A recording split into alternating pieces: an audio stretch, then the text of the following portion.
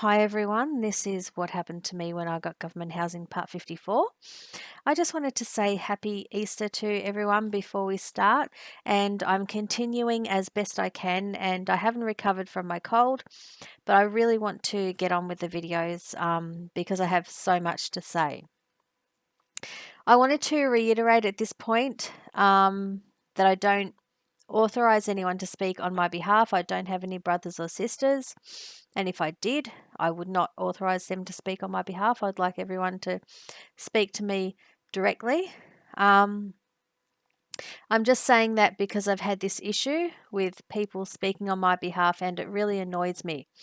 And there's people who claim to know me or who claim to be associated with me and they're not. And I want them to stop. But the sad fact is that when you don't know someone, you don't know that they are talking shit about you. And this is a problem that I've had. It's just ongoing and it's getting really bad. I've had this problem for a while, and there are some people who say stuff about me, and yes, some of them are public servants. For example, when I lived in the Flemington area, which was before I moved into this area, there was a male cop who would actually talk to people about me, and sometimes, like, he was so audacious that he would do it like within my earshot, and he would use the expression she thinks this and she thinks that when he was talking about me, and he didn't know me and I didn't know him. And I've been trying to work out a way to address that. And I've wanted to do a special video on that sort of behavior, but I haven't been able to because, as you know, I'm burdened with having to tell you my story about what happened to me. And it's killing me because I want everyone to know the truth about what happened to me. But it's so hard to talk about it and it's so complicated. And it gets even more complicated when you have idiots who go around, presuming to speak on my behalf. And I don't know how to stop them. So, anyway, I'll keep on with that topic as we go along, but I'll get stuck into today's video so we can get this over and done with as soon as possible. So, on the 7th of the 3rd, 2017, I received a letter from the Director of Child Protection because my complaint to the federal MP was sent on to her. And although the letter acknowledged my complaint, there was some content in the letter that I can dispute, although I won't do it in this video. And also the manner of dealing with my complaint was strange, as the director stated that they had confirmed that an allegation that I had made against the child protection officer was not true, which is strange because the only thing that they had to go on was my word against the word of the child protection officer. So if they claim that my allegation was confirmed not to be true, that proves bias, and it proves that the word of the child protection officer was taken over mine without evidence. Then on the 8th of the 3rd, 2017, I got an email from G, the child protection officer that I had a meeting with previously that we talked about. And she asked me to go back to the Preston DHHS with my daughter for another meeting. I emailed back to say that I would attend. In the afternoon, the respondent was sanding all day and it gave me a really bad headache. And I received a phone call from someone from the compensation court to confirm that they had received my application to reinstate my claim for compensation. I took a photo of the rubbish in my side yard, thinking that I would be showing these photos to the judge and that they would help my case for compensation.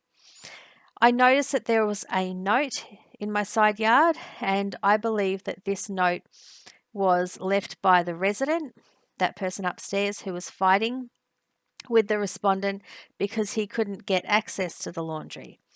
The guy upstairs who was telling the respondent that the laundry was not his workshop, and we talked about that a few videos back.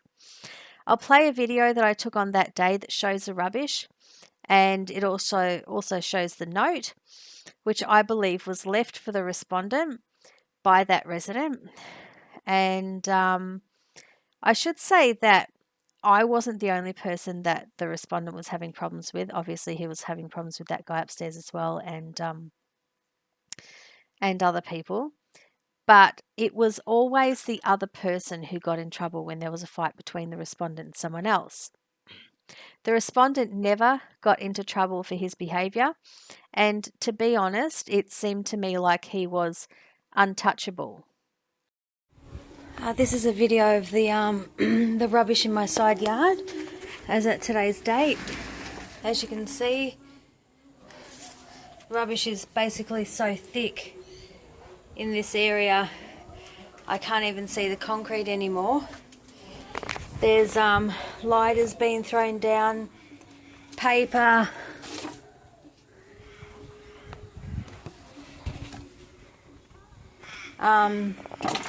someone's actually made a sign and that's been thrown into my side yard.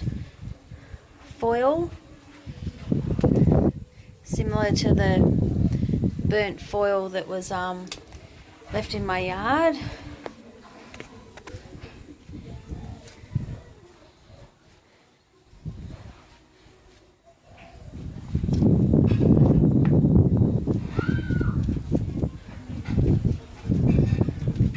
And that's the long shot. So on the 9th of the 3rd, 2017, I did go down to Preston DHHS with my daughter to have the meeting with B, and I felt so bad for my daughter. I was sick of telling her to be brave, and I was sick of her suffering because of the way people were targeting me. And this is probably the most significant reason why I will never forgive those people for what happened to me.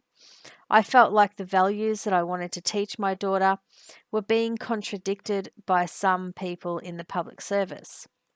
And I felt like they were making it harder for me to be a good parent, not easier. I felt like I had no credibility when I told my daughter everything would be okay because I had been let down by the people working in the system. The meeting was fairly tense, but we managed to get through it, and G concluded the meeting by saying that she would speak to her supervisor and was hoping to get back to me in a few days. And that would be an agonising few days for me.